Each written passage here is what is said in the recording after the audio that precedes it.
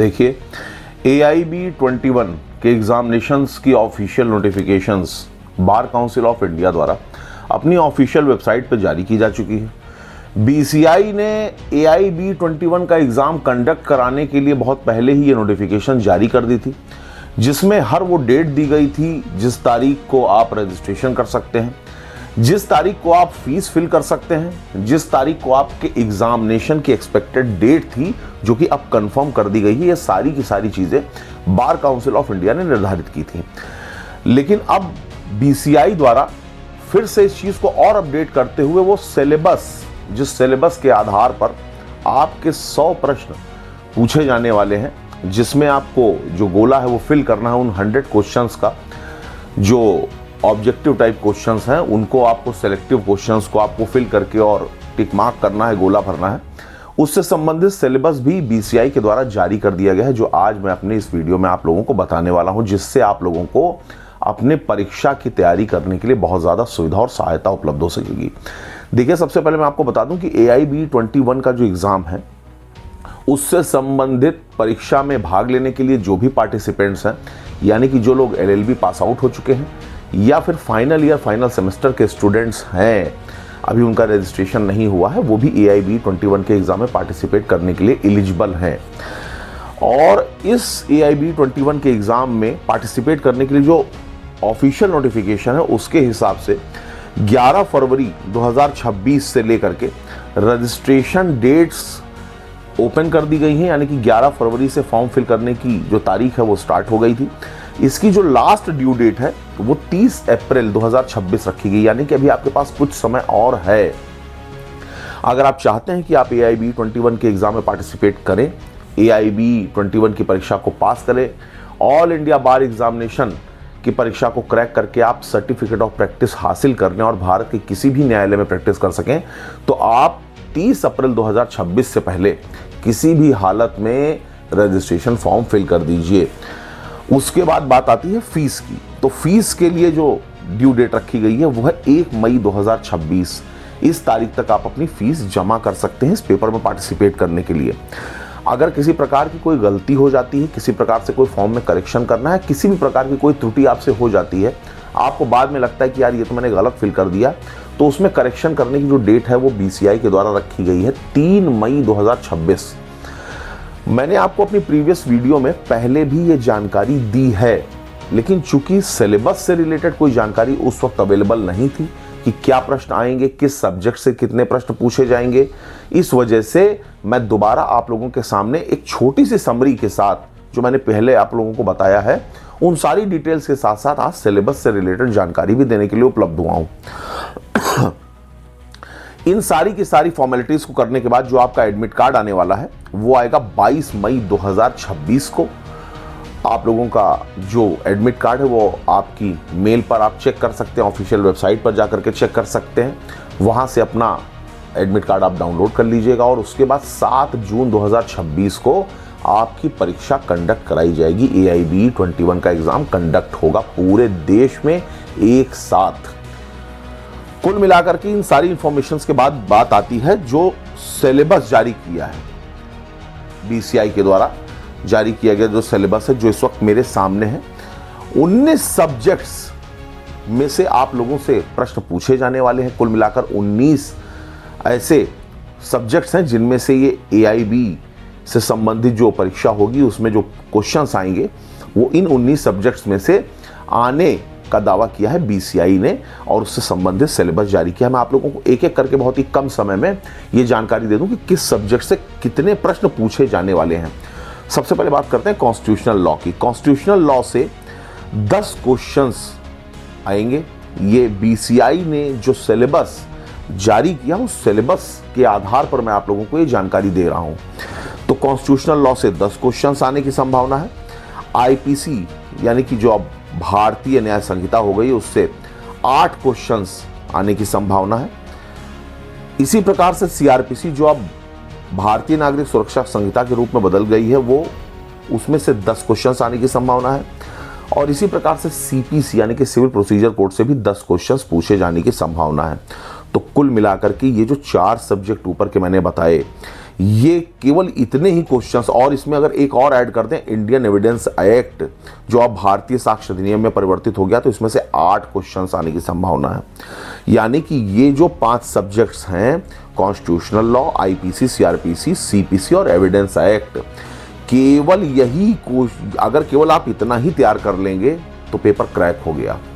तो कुल मिलाकर के इतने ही क्वेश्चन सफिशिएंट हैं आपको इस परीक्षा को क्रैक करने के लिए। लेकिन एग्जैक्टली इतने ही क्वेश्चंस आप सही कर लें, इस बात का दावा कोई भी नहीं कर सकता, ना आप ना हम। जिस प्रकार से AIB 20 का पेपर आया था, अच्छों की छींकें आ गई। परीक्षा परिणाम आने के बाद बहुत ज़्यादा लोगों को निराशा हाथ लगी। लगभग 77,000 लोग फेल हो गए थे AIB 20 के पेपर में।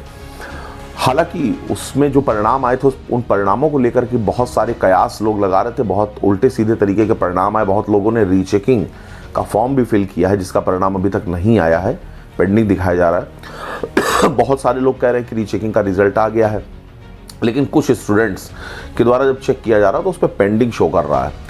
तो कुल मिलाकर के इस पेपर में हमसे कोई गलती ना हो जाए, इस बात का हमें ध्यान रखना है। और BCI कब क्या पूछ लेगी इस बात को कोई सर्टिफाइड नहीं कर सकता, लेकिन चूंकि BCI ने ही अपनी ऑफिशियल वेबसाइट पर इस पूरे के पूरे सिलेबस को अपलोड किया है, इस वजह से ये जरूरी हो जाता है कि आप ये जानें कि BCI क्या कुछ पूछ सकती है आपसे AIB 21 के एग्जाम्स में। तो कुल मिलाकर आगे बढ़ते हैं। Alternative dispute resolution arbitration act से 4 क्वेश्चन आने की संभावना है। इसी प्रकार से फैमिली लॉ, ये भी इंपॉर्टेंट पार्ट है।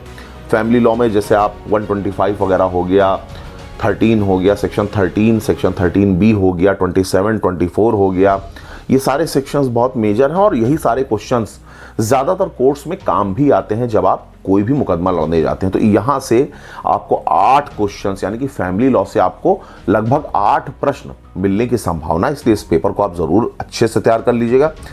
पब्लिक इंटरेस्ट लिटिगेशन से यानी कि PIL से रिलेटेड आपको 4 क्वेश्चंस पूछे जाने वाले हैं। एडमिनिस्ट्रेटिव लॉ से रिलेटेड आपको लगभग 3 क्वेश्चंस आएंगे। इसी प्रकार से professional ethics cases, professional misconduct under BCI rules से आपको लगभग 4 क्वेश्चंस पूछे जाने की संभावना है कि अगर आप वकील हैं, कोई आप गलत काम कर देते हैं या कोई मिसकंडक्ट कर देते हैं, BCI के रूल्स क्या हैं, अगर उससे संबंधित कोई त्रुटि आपसे हो जाती है तो उससे रिलेटेड जो लॉ है उससे लगभग 4 क्वेश्चंस पूछे जाने की संभावना है। आजकल AI का ज़माना है, गूगल वगैरह आप लोग बहुत पहले से यूज़ करते चले आ रहे हैं, बहुत टेक्नोलॉजी बढ़ गई, तो आप समरी में जा करके और ये सब सारी चीज़ें आप डाल करके क्वेरी कर सकते हैं। बड़ी आसानी से मुझे लगता है कि आपके प्रश्नों का जवाब आपको ऑनलाइन ही शो कर जाएगा। इसी प्रकार से अगर आप आगे बढ़ेंगे तो कंपनी लॉ से 2 क्वेश्चंस, इन्वायरमेंटल लॉ से भी 2 क्वेश्चंस आने वाले हैं, साइबर लॉ, हालांकि इसमें 2 क्वेश्चंस लिखे हुए हैं लेकिन जिस प्रकार से साइबर क्राइम बढ़ रहा है, साइबर फ्रॉड बढ़ रहा है और डिजिटल अरेस्ट जैसी चीज़ें आज की तारीख में हम लोगों के बीच आ चुकी हैं, तो कुल मिलाकर के कोई बड़ी बात नहीं कि 2 से ज़्यादा क्वेश्चंस भी आ सकते हैं, लेकिन मिनिमम 2 क्वेश्चंस तो आएंगे ही आएंगे एज पर the syllabus uploaded by the bar council of India. तो कुल मिलाकर के साइबर लॉ को भी आप अच्छे से तैयार करके रखिएगा, किसी धोखे में मत रहना।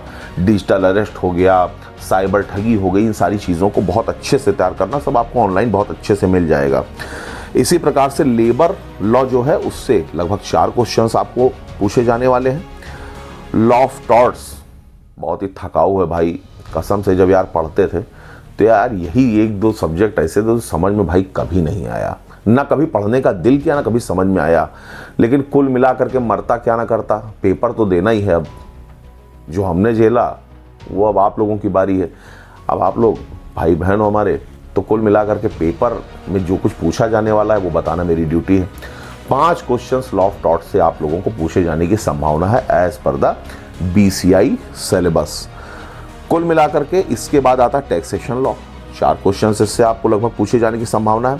फिर आता है एक बड़ा पार्ट जिसमें contract, specific relief, property, negotiable instrument यानी कि 138 NI एक्ट वगैरह से रिलेटेड क्वेश्चंस।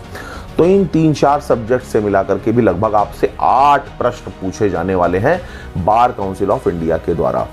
तो कुल मिलाकर के आपको इनको भी तैयार करना बहुत ज़्यादा ज़रूरी, क्योंकि 8 क्वेश्चंस मतलब भर का मायने रखता है। अगर आप 4 से 5 क्वेश्चंस भी सही कर देते हैं तो ये समझ लीजिए कि आप कहीं ना कहीं पेपर को क्रैक करने की दहलीज तक बड़ी आसानी से पहुंच सकते हैं, इसलिए इनको इग्नोर बिल्कुल भी मत करिएगा। लैंड एक्विजिशन एक्ट से 2 क्वेश्चंस, इंटेलेक्चुअल प्रॉपर्टी लॉ से भी 2 क्वेश्चंस पूछे जाने की पूरी संभावना है। तो कुल मिलाकर के ये जो सिलेबस बीसीआई के द्वारा जारी किया गया है, इसके आधार पर मैंने आज आप लोगों को फिलहाल ये जानकारी दे दी है कि किस सब्जेक्ट से कितने कितने क्वेश्चंस पूछे जाने वाले हैं। जो OMR शीट है उसमें 100 प्रश्न होंगे। आप लोगों को सही प्रश्न के आगे गोला भरना होगा, वो जो रिंग होती है उसको आपको प्रॉपरली फिल करना होगा। बहुत सारे एग्जाम्स आप ऐसे पहले भी दे चुके होंगे, आई होप कोई उसमें डाउट नहीं है। सारे पेपर जो होते हैं ऑब्जेक्टिव टाइप्स वो लगभग इसी प्रकार से होते हैं, जिसमें आप लोगों को रिंग फिल करनी होती है। तो कुल मिलाकर के प्रॉपरली रिंग को, उस गोले को फिल करना है, भरना है, जिसके माध्यम से आप अपने क्वेश्चंस को सही तरीके से टिक कर सकते हैं। और ये जो भी पैटर्न ऑफ सिलेबस है, इससे भी ज़्यादा अगर और ऑथेंटिक आप जाना चाहते हो तो प्रीवियस ईयर्स के जो भी पेपर्स वगैरह हैं, अभी तक जो भी क्वेश्चन पेपर्स आए हैं, उनको बिल्कुल भी पढ़ना या उनको सॉल्व करना मत भूलिएगा। वो बहुत ज़्यादा काम के होते हैं, क्योंकि घुमा फिरा करके लगभग आप ये मान के चलिए 25 से 30 क्वेश्चंस आपको प्रीवियस ईयर के पेपर से ही बड़ी आसानी से मिल जाएंगे। तो कुल मिलाकर के धीरे धीरे तैयारी करते रहिए। और AIB का भाई कोई भरोसा नहीं है, जितना अभी तक एक्सपीरियंस में देखा गया है, कब क्या पूछ ले AIB आपसे, ये आप कोई भी प्रेडिक्शन कर ही नहीं सकता। इसीलिए मैंने आपको वो बताया जो BCI ने अपना सिलेबस अपलोड किया अपनी तरफ से। अपने दिमाग से मैंने आपको कोई जानकारी नहीं दी, अपने दिमाग से सिर्फ इतनी ही बात बताई है कि आप प्रीवियस ईयर्स के पेपर को बिल्कुल भी इग्नोर मत करिएगा।